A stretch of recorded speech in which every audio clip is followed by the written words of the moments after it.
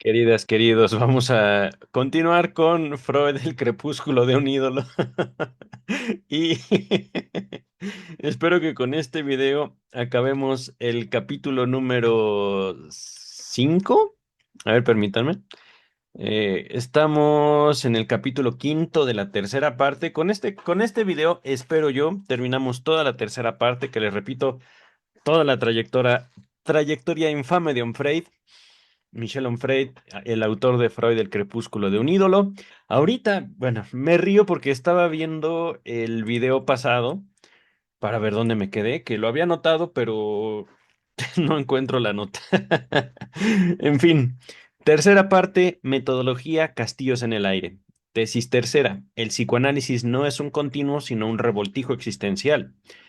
No es un continuo científico, sino un revoltijo existencial. Tesis que al momento el autor no ha demostrado. El autor a veces tomó una sola palabra de todo un texto de más de 30 páginas, una palabra y dijo, no, Freud nunca habló del cuerpo. No, nunca, nunca, nunca, nunca, nunca. De una palabra en un texto de toda una obra de miles de páginas. Pero bueno. Capítulo número uno, la corte de los milagros freudianos. Capítulo número dos, a la casa de los padres perversos. Capítulo tres, un conquistador en una clara oscuridad. Capítulo cuatro, la ficción performativa del inconsciente. Capítulo cinco, cómo dar la espalda al cuerpo. Con eso hemos llegado. Les recuerdo, es verdad. Ahorita no he puesto mi... Estoy compartiendo el libro que les dejo en la descripción. De Michel Onfray, Freud, el crepúsculo de un ídolo. A ver, sí. Iba a ponerles, mientras yo les leo las últimas 4 o 5 páginas. Digo páginas porque les recuerdo, estoy leyendo el libro desde Amazon Kindle. El, el libro al final es una salvajada. No hay otra forma de describirlo más que una ilusión de, ¿cómo se dice?, de investigación filosófica, que al momento llevamos ya más de la mitad del libro, ya más de la mitad, ahora sí oficialmente, de acuerdo a el archivo. Más de la mitad del libro, el autor no nos ha dicho qué es la filosofía, el autor no nos ha dicho qué es el psicoanálisis, el autor básicamente se la pasa acusando Freud, Freud, Freud, Freud, Freud. Y al parecer el autor ya se puso no solo, primero se pone la capa de la filosofía y va a salvar a la filosofía del malvado Sigmund Freud. Luego el autor, Michel Onfray, se pone el, la camisa de psicoanalista y dice, ahora yo voy a psicoanalizar al filósofo de closet Sigmund Freud. Y en el último video, el autor, Michel Onfray, acusa a Sigmund Freud de haber asesinado brutalmente y haber publicado 3 asesinatos. La pregunta que muy valedera que hice en el video pasado y que me puso a reír ahorita, Onfray, ¿estás diciendo que un asesino publica de sus asesinatos, los hace públicos por medio de un libro y no tuvo consecuencias legales? ¿Qué gente, digamos, tan inocente vivió antes, no, Michel Onfray? Pero, queridas, queridos, lo ha acusado de todo. Michel Onfray, literalmente en uno de los capítulos más ridículos que he leído, acusó a Freud de ponerle nombre a sus hijos. Por eso los traumatizó, pobres niños. Y malvado, ¿cómo se atreve como padre decidir qué nombres van a llevar sus hijos? Qué malo, malísimo. Pero bueno, fuera de esta, de esta actuación mala, la mía, vamos ya a continuar para, espero ya finalizar. No voy a comenzar la lectura de Melanie Klein hasta acabar este libro, que justamente después de la desilusión enorme de leer a Melanie Klein, empecé a leer a los críticos. Voy a empezar a leer a Melanie Klein antes, pero mientras eh, eh, voy a terminar este libro definitivamente. Lo vamos a compartir aquí con comentario y sin duda siendo evidente que Onfray buscó simplemente el escándalo. Ajá, pero no hay ninguna, ¿cómo decirlo? Hay pocas cosas rescatables del libro y una de ellas es justamente la pasión de Onfrey. Eso sí hay que reconocerlo. La pasión por intentarle escupir al sol. Ajá, y lo siento, aquí sí estoy comparando a Sigmund Freud con el sol, eh, cuando Onfrey lo único que hace es escupirse a sí mismo como investigador. Ajá. Es decir, tratando de escupir al sol, el escupitajo le cae en la cara. Es un dicho, al menos aquí en México, muy popular. Este güey está tratando de escupirle al sol y lo único que hace es, digamos, hundirse a sí mismo. Pero, dicho lo anterior, retomo el texto. Estamos en la posición 4299 y justo lo último que vimos es que Freud supuestamente mal diagnosticó un caso de cáncer, lo trató como histeria y una niña murió cuando obviamente estamos hablando de un contexto histórico y médico muy diferente al día de hoy. No había, digamos, las pruebas de cáncer que hay en la actualidad, que se puede detectar, creo que con una gota de sangre, el cáncer al día de hoy. Era 1800, tal vez 1900. A ver, el autor no nos da un- una fecha exacta, 1900 aproximadamente. Mm, pero bueno, eh, dice Michel Onfray. Un caso emblemático ayuda a comprender el funcionamiento de Freud en materia de escisión del yo, que el autor no nos ha dicho qué es la escisión del yo, pero por nombrarla ya se definió. Ajá. Luego les platico qué es la escisión del yo. La hemos definido mucho al tratar los textos de Freud. Ajá. Repito, un caso emblemático ayuda a comprender el funcionamiento de Freud en materia de escisión del yo, denegación y rechazo del cuerpo y la carne, acompañado de su polarización obsesiva en lo que denomina vida psíquica. Emma Eckstein. Creo que, un segundito, ya hemos visto sobre Emma Eckstein, me parece. Mm, Emma Eckstein, efectivamente. Ahorita lo hemos visto incluso con inteligencia artificial. Emma Eckstein efectivamente fue una paciente de Freud. Freud la manda con su amigo, otro médico, Wilhelm Fliess, quien la opera. Wilhelm Fliess comete una mala praxis y una imprudencia médica. Me parece que le deja una gasa dentro de la nariz. La nariz se le infecta, pero todo esto, la operación hecha por Wilhelm Fliess, no por Sigmund Freud. Wilhelm Fliess era otorrinolaringólogo, es decir, un médico estudiado, pero bueno, una, hizo una mala práctica. Ajá. Sin embargo, con el tiempo, Emma Eckstein se vuelve psicoanalista. Y por supuesto, esto no nos los ha dicho eh, Michel Onfray. Esto nos lo dijo directamente la inteligencia artificial. Ajá. Eh, entonces, el caso del que Onfred quiere hablar es Emma Eckstein, una mujer que luego se convierte en discípula de Sigmund Freud, a pesar de que, supuestamente, Onfray dice, ella sabe perfectamente que todo lo que habla Freud es mentira, que no es verdad así. Lo estoy poniendo en resumen todo lo que Onfray nos ha tratado de decir y a veces insinuar. Dice el texto. Algunas cartas a Fliess, de Freud a Fliess, eran grandes amigos, permiten seguir en detalle el caso. Es comprensible que la familia de Freud, en primer lugar su hija, hayan querido mantener lejos de la mirada de los lectores esas páginas temibles para el gran hombre. Se está hablando de Anna Freud. Y por supuesto, Anna Freud, después de la muerte de Sigmund Freud, digamos como hereda todo el edificio psicoanalítico. Por supuesto, hay mucha oposición, particularmente de Melanie Klein. Estamos ahorita estudiando los jueves el registro del conflicto entre Anna Freud y Melanie Klein.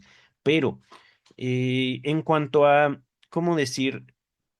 Eh, vamos a creerle a Freud ahorita, porque no tenemos otra fuente, sino simplemente asumir que lo que dice Freud, aunque ahorita no veo citas, sea verdad. Ajá. Entonces, algunas cartas de Wilhelm Fliess hacia Sigmund Freud que comprometen a Freud. Vamos a ver. En ese intercambio salen a la luz rasgos de carácter del personaje que lo dejan muy mal parado. Una porfiada mala fe en un individuo que se niega a reconocer sus equivocaciones y prefiere incendiarlo todo antes que confesar un error comprobado. Supongamos que esa carta existe. ¿Cuál carta? ¿De qué fecha? Porque no les miento, no hay mención de tal carta en el texto de Onfray. Estoy, digamos, en el primer párrafo después del salto, de la separación. Ajá. Entonces, mm, ok, y esto es necesario cuando se hacen citas a cartas entre Freud y Fliess. Generalmente quien la cita dice la fecha, y aquí simplemente dicen, hay cartas. Muy buena investigación, excelente investigación histórica. Estoy siendo sarcástico, ¿vale? Pero dice el texto, Emma Eckstein, no, a ver, mm, sí, Emma Eckstein tiene 30 años en enero de 1895. Desde hace 2 o 3 años, Freud la analiza debido a lo que a su juicio son trastornos histéricos, con síntomas como dolores gástricos y menstruaciones dolorosas, con hemorragias abundantes, males que la atormentan desde la adolescencia. Freud impugna cualquier enfoque somático, es decir, a pesar de que Sigmund Freud era un médico, según Freud, lo que Freud hizo en ese caso es únicamente tratarla como psicoanalista. ¿Ah? Pero bueno, continúo. Mm, Freud impugna cualquier enfoque somático y rechaza incluso todo examen médico. La hipótesis del analista, preguntan Freud, una etiología sexual y nada más. Más particularmente, gran obsesión freudiana, una masturbación reprimida en el origen de todos sus síntomas. Convengamos en que el pasaje al acto onanista, al igual que su represión, constituyen asimismo las neurosis, como lo testimonian el caso del paciente del psicróforo, ahorita hablamos de eso, y el de la clienta en cuestión, Emma Eckstein. Ajá. Sobre el paciente del psicróforo, era, según nos cuenta Onfray y que lo investigamos y efectivamente, era un chico que llega con Sigmund Freud y le dice el paciente a Freud, tengo un problema de masturbación compulsiva. Ajá. Es decir, dice el paciente, no puedo dejar de masturbarme. Ajá. Es lo que dice el paciente a Sigmund Freud. Y Sigmund Freud lo que opta es hacerle un tratamiento directo en la uretra, como médico. Si mal no recuerdo, según lo vimos, porque no sabía, y Onfray no dice que es un psicróforo, lo investigamos y es una especie, digamos, de inyección o de jeringa con un conducto que servía para aplicar sustancias a determinadas zonas, digamos, donde no se puede tocar, ajá, donde no llegan las manos. Entonces, lo que se entiende es que aquel paciente con el problema de masturbación compulsiva se había irritado la uretra, ajá, razón por la cual seguramente Freud le inyecta agua para calmar el dolor en la uretra, ajá, es decir, a través del orificio del pene ingresa una sustancia que tiene como objetivo curar, ajá. Pero esto es, por supuesto, algo que no se narra en los textos freudianos. Esto es algo que estamos teorizando o reconstruyendo a partir, digamos, de la evidencia que encontramos al estudiar este caso del psicróforo. Ajá. Dice el texto. Ahora bien, ¿quién escapa a la alternativa? ¿Masturbarse o no masturbarse?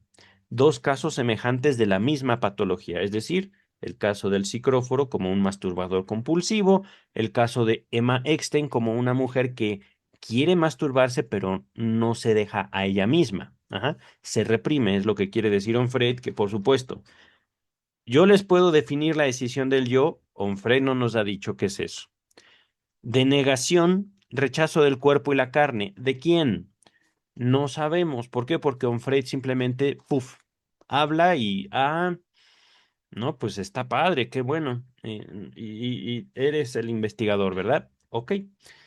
Dice el texto.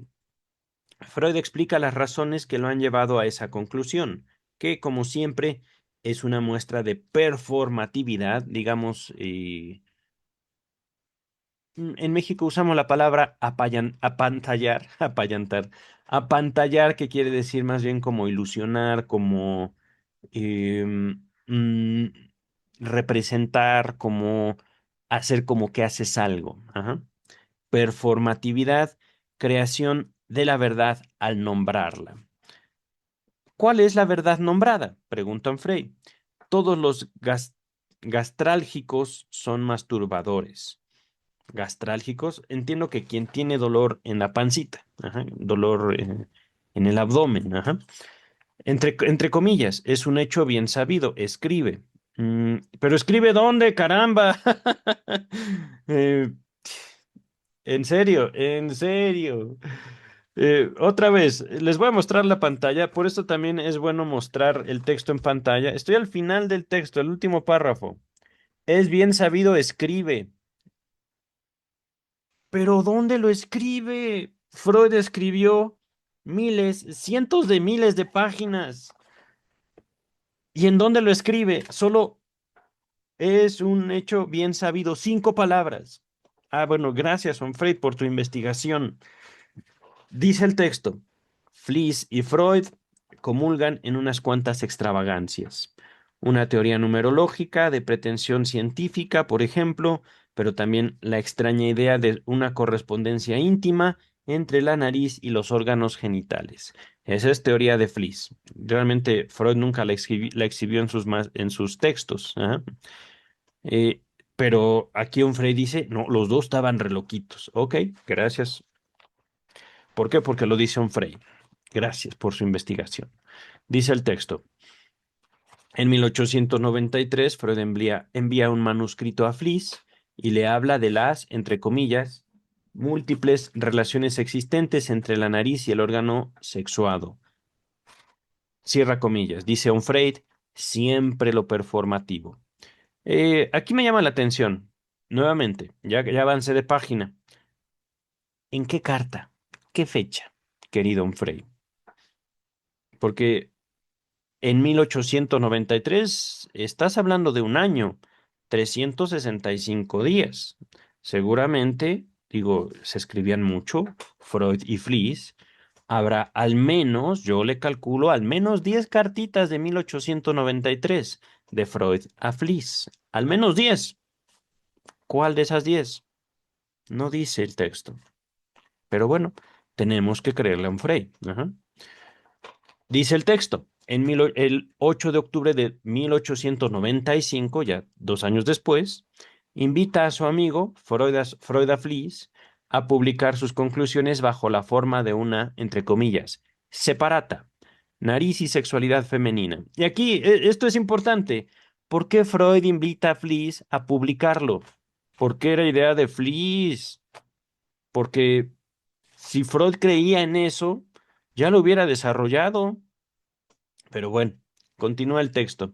Fliess acepta la sugerencia y en 1897 publica un libro llamado... bueno, está en alemán. Adelante está la traducción. Las relaciones entre la nariz y los órganos sexuados femeninos. En las cartas que siguen, Freud habla de esa obra y la bautiza, Nariz y Sexo. Sí, recordemos que el psicoanalista calificaba a su amigo el Kepler de la biología, el 30 de julio de 1898. Ujú.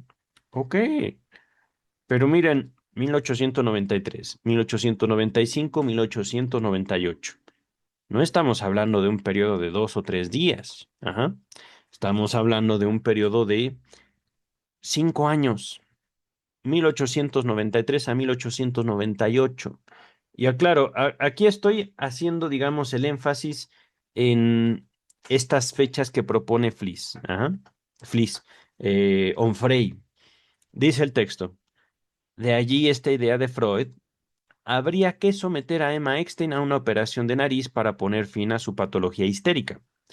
De conformidad a esa propuesta, Fliess viaja de Berlín a Viena a fines de febrero de 1895 para efectuar una intervención quirúrgica.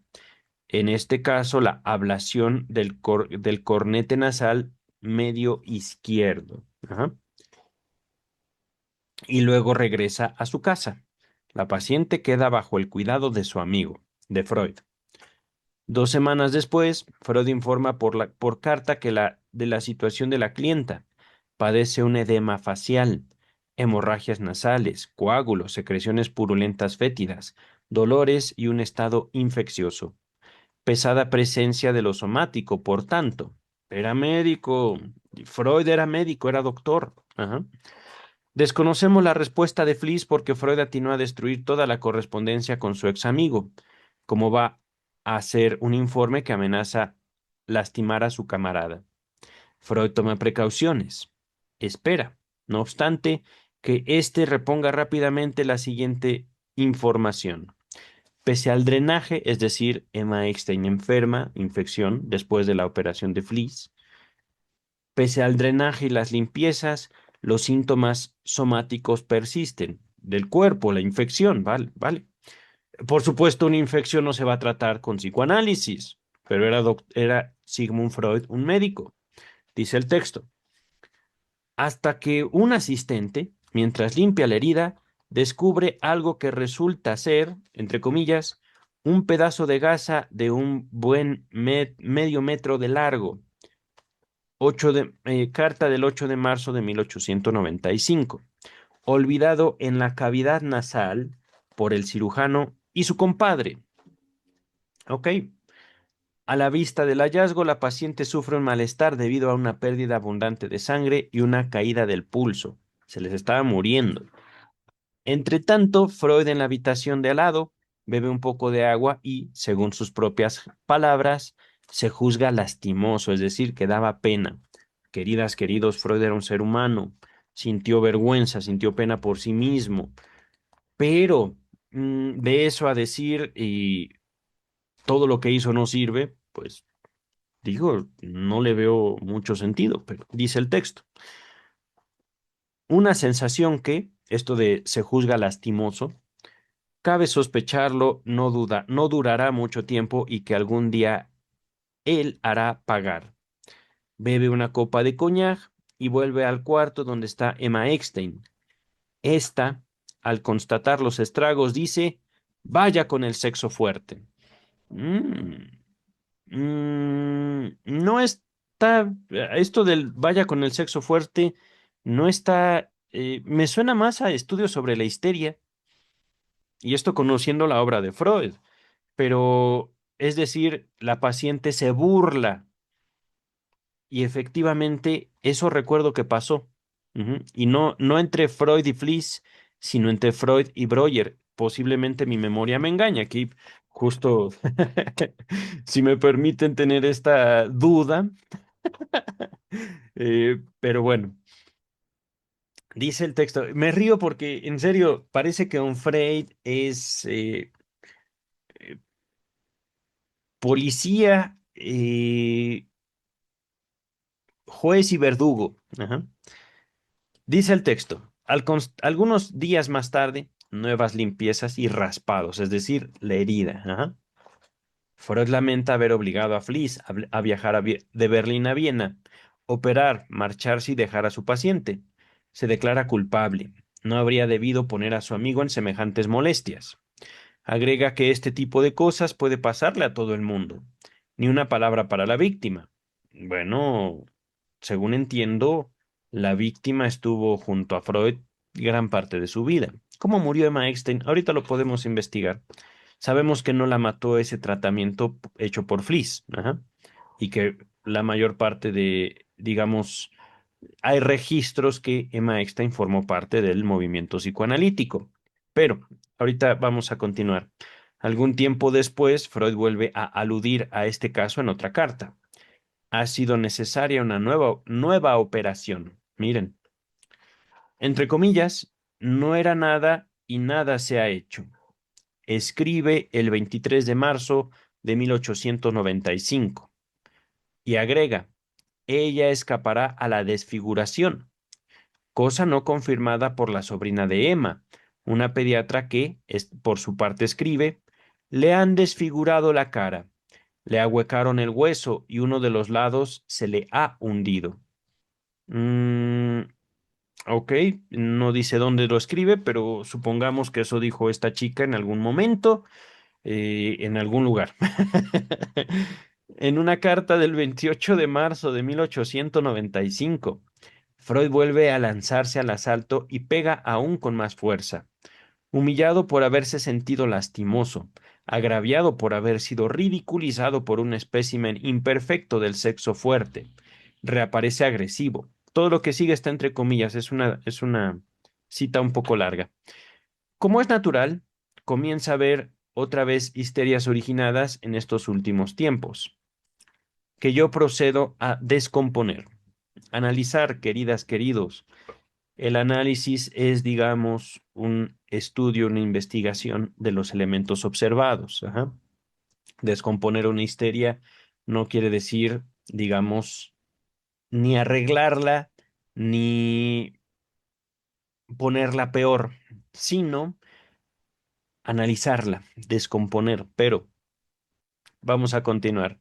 La mejor manera de no hablar del cuerpo de Emma, de su carne herida, de su rostro desfigurado, del fracaso vergonzoso de los dos amigos, de su error quirúrgico, consiste pues en volver a poner en funciones la tesis histérica. A ver.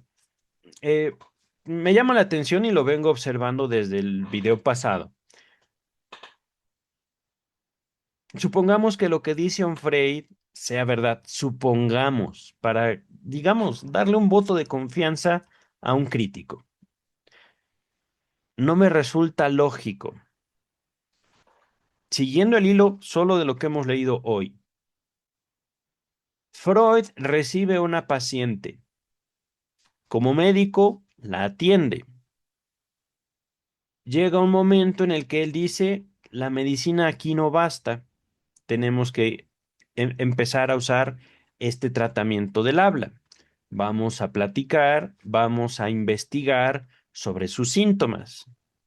Supongamos, realmente no recuerdo que esto se haya registrado incluso en los textos analíticos, pero supongamos, Freud determina que los síntomas de la paciente se deben a que reprime fuertemente sus ganas de masturbarse. Supongamos. Ajá. Freud continúa, según el texto, 2 o 3 años en el mismo tratamiento del habla con la paciente. Ajá, supongamos. Llega un momento que la paciente presenta algún síntoma nasal y Freud dice, ah, esto es ya de un doctor, yo no soy especialista, te mando con un especialista, mi amigo Wilhelm Fliess. Ajá. Supongamos, la paciente va y se opera. Fliess deja una gasa, medio metro de gasa. No era una gasa chiquita, yo pensé tal vez como un curita o algo así, de todos modos eso infecta, pero medio metro en la nariz, supongamos, ajá, una cosa ahí, no me lo imagino de otra forma. Freud cura, bueno, el amigo de Freud opera a esta mujer, la mujer queda mal, Freud la cura médicamente, el ayudante descubre la gasa, ajá, en fin. eh, la paciente no se va con otros médicos, se queda.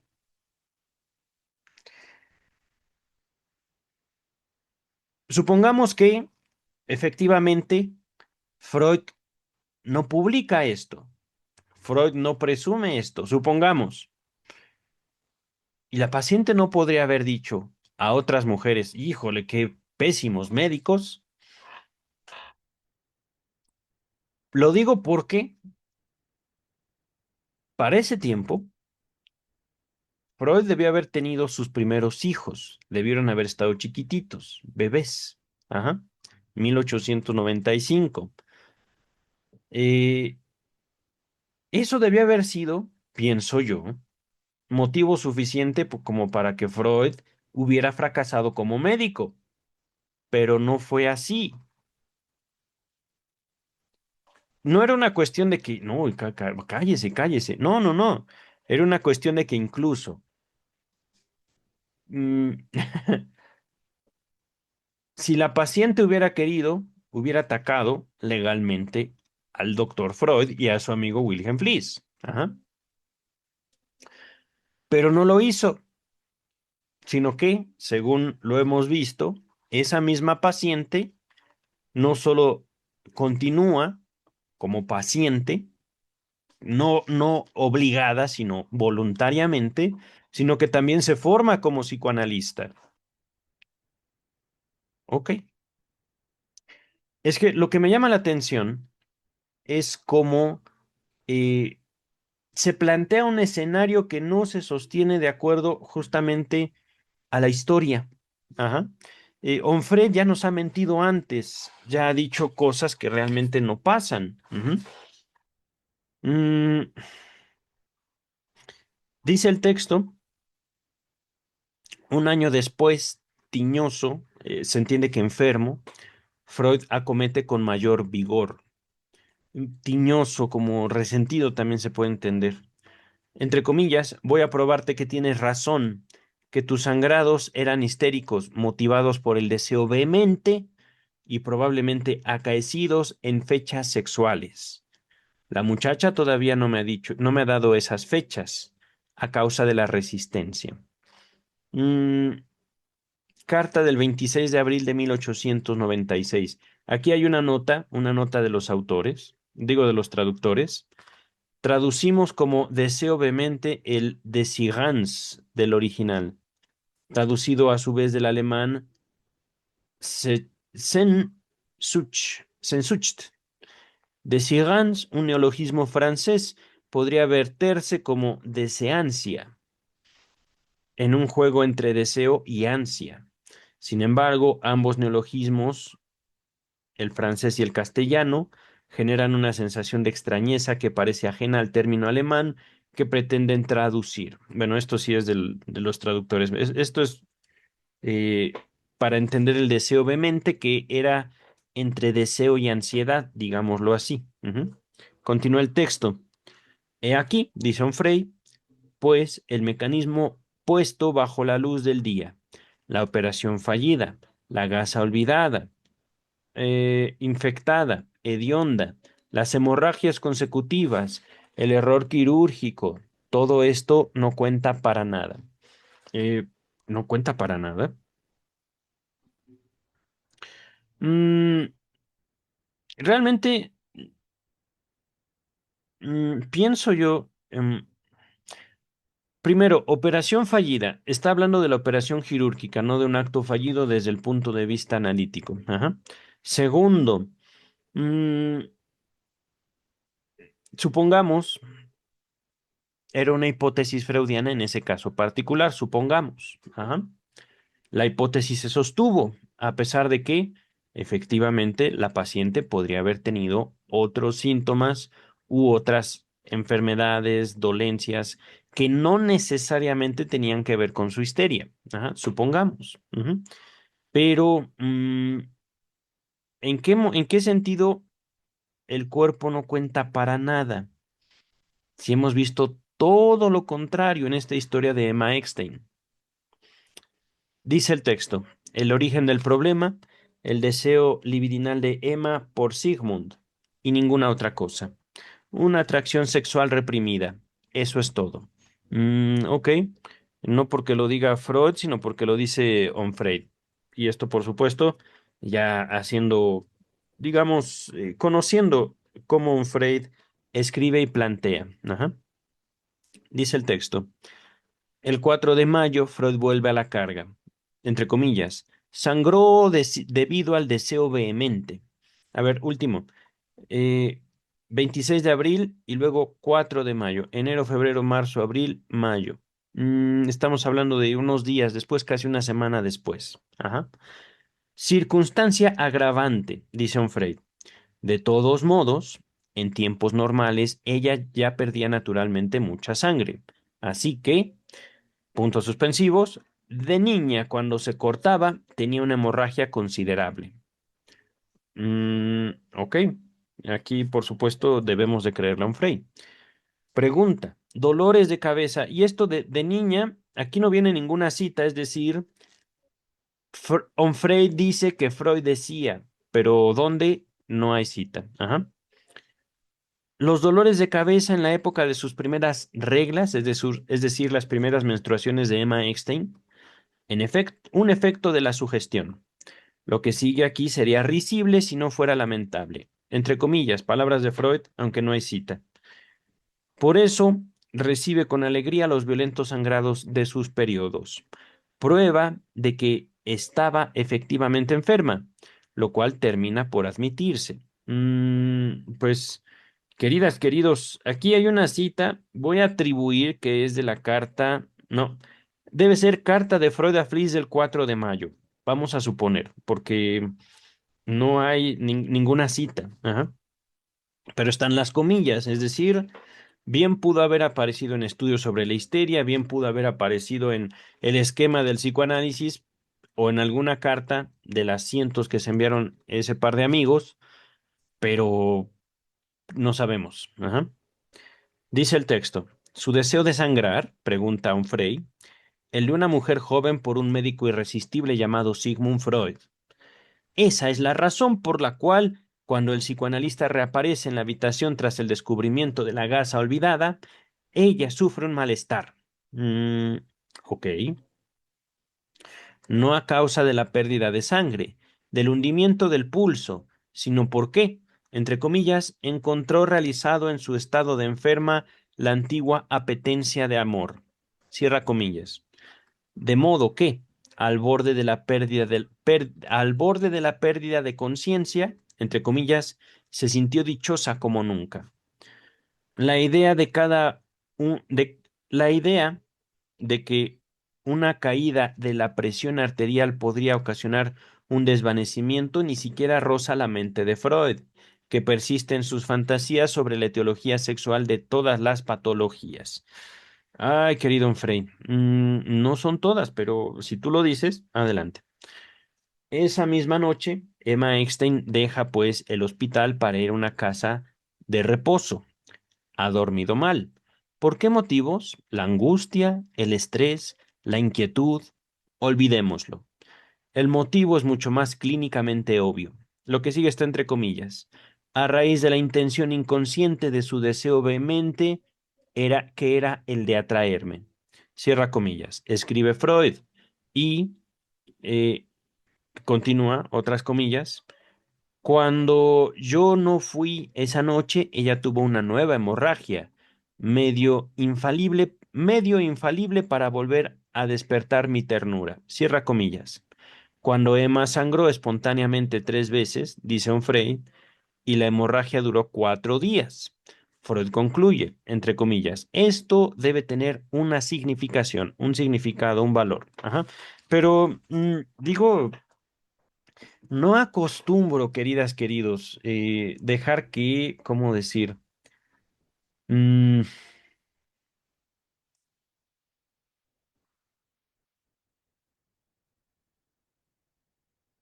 otro me explique y otro me narre. Ujú. Mm, dice el texto. Un decenio más tarde, a los 40 años, Emma Eckstein sigue sufriendo. ¡10 años! Miren, definitivamente Freud no era el único médico en Viena. Freud pudo haber cometido algún error, pero no recuerdo el caso así y no recuerdo, tal vez esta narrativa no se encuentra en las cartas de Freud a Fliess del capítulo, perdón, del volumen número 1 de Amor Roto Editores. Pero de que la paciente se quedó ahí. Y no nada más como paciente, después fue alumna. ¿Posible enamoramiento? Posiblemente sí. Pienso yo. Digo, a Frey le parece esto ofensivo, pero un enamoramiento. No lo descarto yo. Dice el texto. Tiene la cara definitivamente desfigurada y Freud diagnostica, entre admiración, una recaída en la neurosis.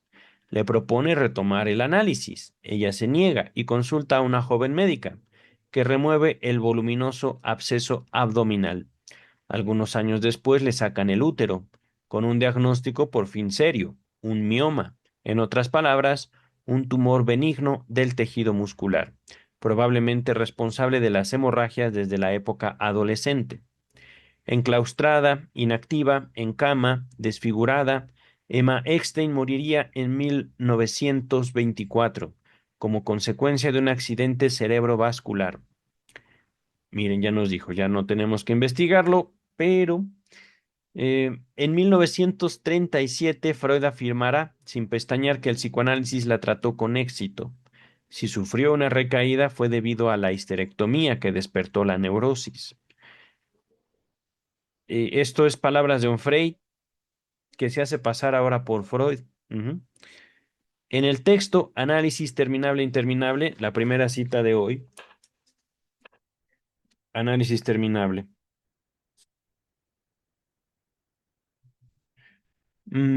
Freud pronuncia su sentencia con un último como un último golpe asestado a la muerta. Hasta el final de la vida ya no volvió a ser normal. Véase volumen 23, página 225. Aclaremos que en el interín llegó a ser psicoanalista, prueba del formidable talento del mago Sigmund Freud. Claro, porque la paciente no tenía ningún criterio, ¿verdad, Onfray? Porque la paciente era una tonta. No. Yo más bien aquí, discúlpenme, pero creo en la inteligencia de Emma Eckstein y no en la inteligencia en seguir a Sigmund Freud, sino seguir una teoría que ciertamente es poderosa. Ajá. Dice el texto. Observación final. En las 1500 páginas de la biografía de Ernest Jones, en el nombre de Emma Eckstein no se menciona ni una sola vez. Ok, bueno, habrá sido decisión de Jones, pienso yo. Dice el texto uno de sus pacientes célebres. Miren, es que justamente, si Freud la menciona, si esa mujer tenía vida propia, si esa mujer tenía decisión, eh, ¿por qué Jones tendría que mencionarla? ¿Por qué? No entiendo eso de Onfray, pero así lo escribe.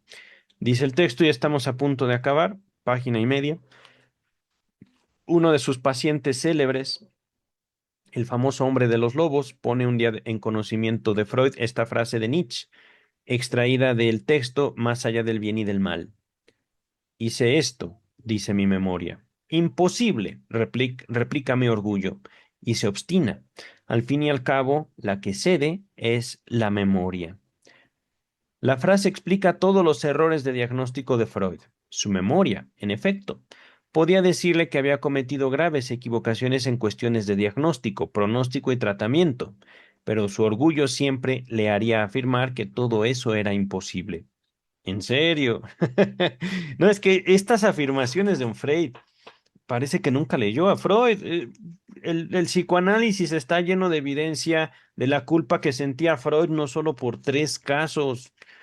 Ya les hablé un poquito en el video pasado. Ahorita voy a continuar sobre esto, sobre la culpa, que es natural, que a veces es necesaria sostener y aguantar, pero bueno. En la economía del pensamiento freudiano, esta idea de Nietzsche se convierte en, esto está como de ladito, como en itálica, escisión del yo y de negación. No sé por qué lo dice, realmente no sé qué quiere decir Freud con esto. En el texto, que lo voy a buscar en la escisión del yo en el proceso defensivo,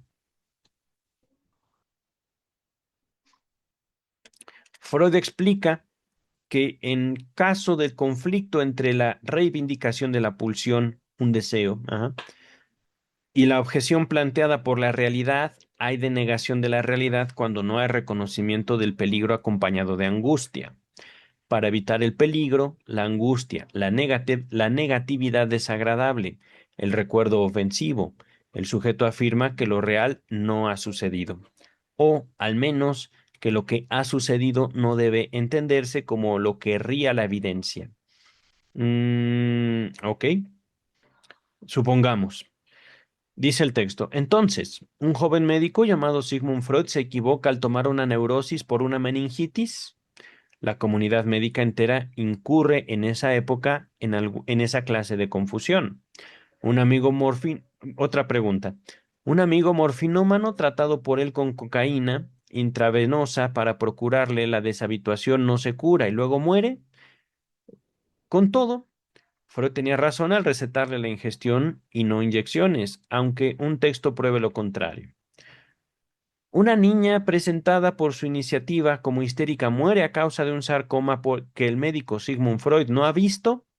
La chiquilla de 14 años fue sustraída a la sagacidad médica de Freud por sus padres. Por lo demás, la histeria existía efectivamente, causada por el cáncer, y fue este el que ocasionó la muerte, no su impericia profesional. Una mujer llamada Matilde, como su hija, muere a raíz de un error cometido por Freud al recetarle un medicamento inapropiado. En la época todo el mundo ignoraba la toxicidad del remedio. Una paciente con diagnóstico de histérica padece horribles tormentos. Está inconscientemente enamorada de él y manifiesta un amor de transferencia. Aunque se encuentre en su cavidad nasal medio metro de gasa infectada, olvidada por su amigo tras la operación, afirmativo, amor de transferencia.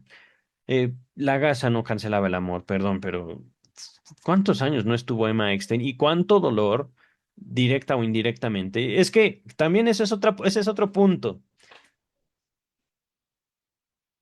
Ustedes y yo vivimos en tiempos de Internet. Vivimos en tiempos en la cual la política de la salud mental, política promovida e iniciada por la Organización Mundial de la Salud, nos ha implicado, digamos, la creación y la convivencia entre nuestros semejantes, tanto del mito de la salud mental como de un conjunto de terapias que procuran de una u otra forma nuestro bienestar. Ajá. Nada de esto existía en 1900. Emma Eckstein muere en 1924, es decir, Emma Eckstein básicamente vivió el periodo creativo más fuerte de Sigmund Freud, la creación del psicoanálisis y la extensión a todo el mundo. Eso lo vio Emma Eckstein, de eso formó ella parte. Ajá. Y yéndonos, digámoslo así, supongamos lo que dice Freud fue real, supongamos que un médico le diga a su paciente, lo que tú tienes, primero es que quieres masturbarte y no te dejas.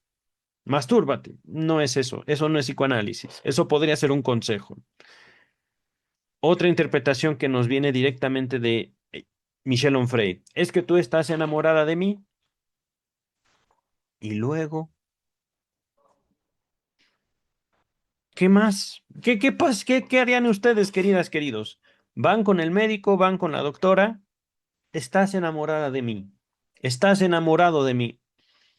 Con permiso, me hablan allá, voy a otro médico. Ajá. Pero ella se quedó.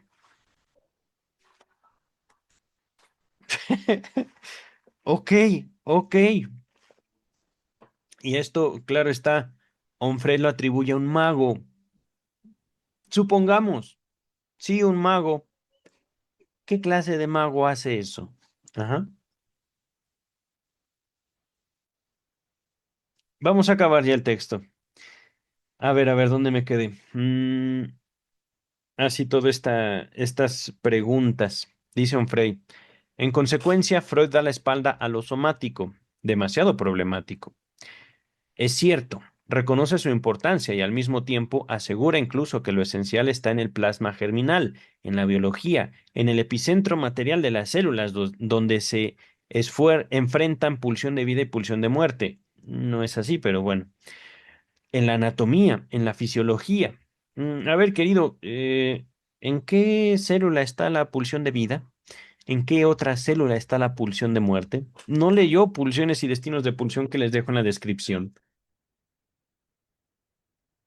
Porque en serio, el planteamiento que hace Freud es No superficial, es casi, casi hasta supersticioso, el de un Frey. Dice el texto, a ver, y habla incluso del sistema nervioso y localiza la actividad psíquica en el cerebro, después de precisar que todo lo que se afirma sobre el inconsciente o el aparato psíquico se formula por defecto en una modalidad metafórica, dado que el psicoanalista, perdón, dado que el psicoanalista es incapaz en su momento histórico de saber más sobre la naturaleza de los mecanismos biológicos. Pues ciertamente. Con ello, Freud conoce el cuerpo, pero lo excluye. Mm, ¿Cómo decirlo? ¿De qué serviría? Y esto es una pregunta seria. ¿De qué serviría toda la ciencia médica si yo como paciente decido no ir al médico? Yo como paciente. Ajá. ¿De qué me sirve todo el conocimiento en el médico? Ajá. Supongámoslo así. De nada, pero ahora pongamos un escenario similar. ¿De qué me sirve a mí un médico que me propone hablar cuando yo lo que quiero es que me atiendan una infección? De nada. ¿Por qué yo me quedaría con ese médico? Ajá. Voy a ponerlo así, porque en serio, el caso de Emma Eckstein no le está, digamos, ayudando a Onfray a comprobar su hipótesis. Y claro está, una cosa es, digamos, la teoría, digamos, toda la obra freudiana. Otra cosa es también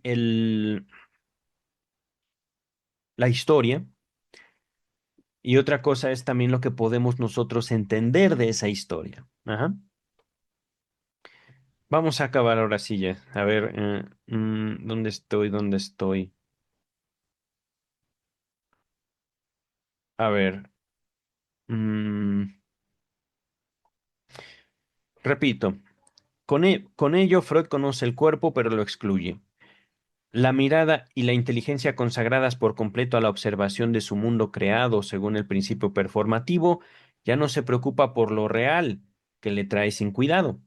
El problema ya no es la verdad material del mundo, el espesor de la carne de los hombres, sino la superioridad del universo conceptual que él ha fabricado, producto magnífico de una sublimación también analizada por obra suya.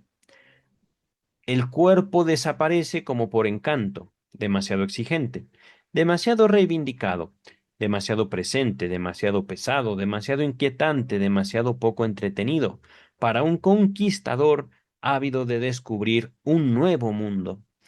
Es cierto, la verdad de la vida psíquica es biológica. Freud se pasó por la vida diciéndolo, pero ¿de qué sirve una verdad lúgubre y triste que no abre ninguna perspectiva de conquista, que no autoriza ninguna realización de un sueño de celebridad universal, que impide la epifanía de su destino? Si la ficción, por su parte, da acceso a potencialidades mucho más interesantes, ¿qué preguntota? Creo que la arregle, pero bueno. Freud, por lo tanto, va a dar la espalda a las mesas de laboratorio. La gloria provendrá de un diván. Bueno, no sé si la gloria, pero al menos sí la subsistencia de él y su familia, y que ciertamente alguien que conoce el psicoanálisis y alguien que no solo lo ha vivido, sino lo ha pagado, más allá del diván, el psicoanálisis, digamos, como una relación de búsqueda permanente por la realidad que nos constituye, por la verdad que nos constituye, más allá de nuestras ilusiones, fantasías y deseos que nosotros queremos ver realizados, ah, es, es otra la vida que propone el psicoanálisis. No les digo que no hay goce, que no hay vida, sino es costoso. No hablo de costo económico, o tal vez sí, pero es el mismo caso de Emma Eckstein. ¿Por qué se quedó con Freud? ¿Por qué? encontró ella en él, o tal vez también en el psicoanálisis que él exponía, encontró algo. ¿Qué es ese algo? ¿Una tontería? ¿Una necedad? Posiblemente, pero es algo que da vida. ¿Qué tan necios somos para seguir viviendo? En ese sentido, queridas, queridos, yo prefiero ser necio. Ujú. Prefiero vivir en lo que otros señalan como un error, cuando ese error me da a veces de comer, a veces, pero definitivamente me mantiene entretenido, me mantiene vivo, me mantiene inquieto, me mantiene buscando, y justamente con la consideración de que tal vez yo mismo me esté engañando a mí mismo, pero no con eso, no con la verdad, no con el psicoanálisis.